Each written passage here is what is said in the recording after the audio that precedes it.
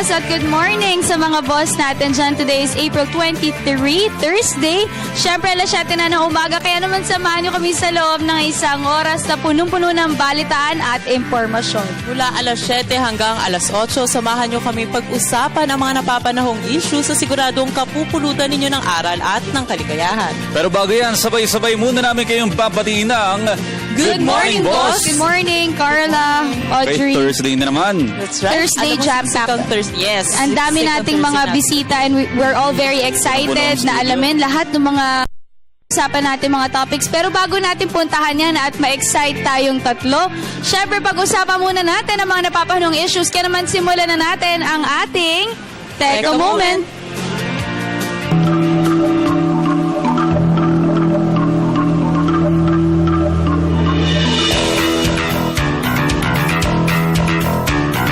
At dahil ngayon ay Thursday, unahin natin yung good news na mahagi po ang Department of Agrarian Reform ng lupain sa mga 84 na magsasaka sa may Negros Occidental.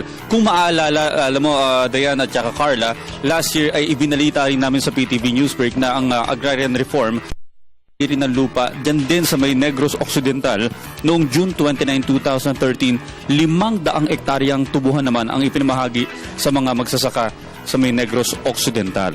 At ang maganda niyan kasi talagang full support ng Department of Agrarian Reform sa ating mga landless farmers kung saan binibigyan sila para meron din silang trabaho at isa to sa mga livelihood program. At not only that, after the installation, ang plano po ng DAR Negros Occidental ay in-announce po nila na ready na rin po for development of new beneficiaries through support services such as Agrarian Production Credit Program at Agrarian Reform Community Connectivity and Economic Support Services. So makikita mo dito, nakikita mo different government agencies kung paano nila supportahan yung mga farmers natin. Hindi lang ang DAR, pati ang Department of Agriculture, nung nalaman nila na baka magkaroon ng power supply shortage, sinuport nila kagad yung mga farmers. Alam mo, isa-isahin natin yung sinabi mo. That's right. Yun ang gusto kong malaman. Kasi di ba tagtuyot, may effect yun. So, okay, ito yung mga supportang binanggit ni Dayan kanina. No? Yung Agrarian Production Program Loan, ito yung mga financial support sa mga magsasaka para rin naman mapabuti pa nila o yung mapalago pa nila yung mga pananim.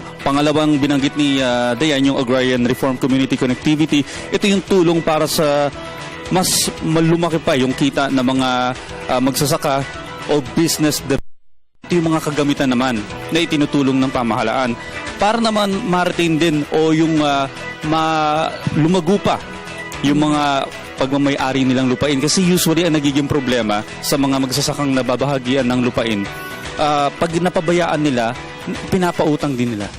At nalulugi sila hanggang sa mawala na sa kanila yung lupain. Ako, napakagandang balita niyan, Audrey, no? Again, isang napakagandang oportunidad to para sa ating mga farmers na walang lupa. Pero ito, isang magandang balita na naman dahil isang taxi driver mula sa Davao ay nag-abot ng 20,000 nagbalik ng 20,000 pesos sa isang TV network. Nung nakita niya daw sa taxi, pera itong kanyang pasahero na naglalaman nga na 20,000, pumunta siya o dumiretso agad siya sa isang TV network para again ma-announce na meron nga siyang napulot o nakuha na 20,000 para doon isa-oli niya. Sabi niya, hindi niya naman daw dapat ito ibulsa dahil unang-una ay hindi sa kanya itong pera na ito. After 1 hour, dumating yung may-ari ng pera at sabi niya talagang lubos daw ang kanyang pasasalamat dahil yung pera pang down niya daw ito sa bahay. So, kita naman natin meron pa talagang mga honest drivers, di ba? May mga pulis din tayong na-interview at ay, alam mo yon, talagang mga Pilipino kahit sa different parts of the world, talagang ganito, very honest talaga. So again, we salute yung tax.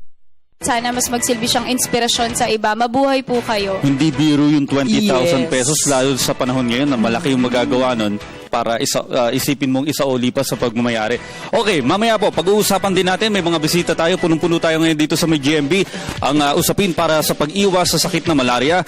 Gayun din, isang seminar tungkol naman sa Awakening the Power of Your Mind ang ating pag-uusapan. Siyempre, malapit na, May 3, Bakbakang Pacquiao at Mayweather. We're all very excited. May bisita tayo mamaya para pag-usapan yan at talakayin.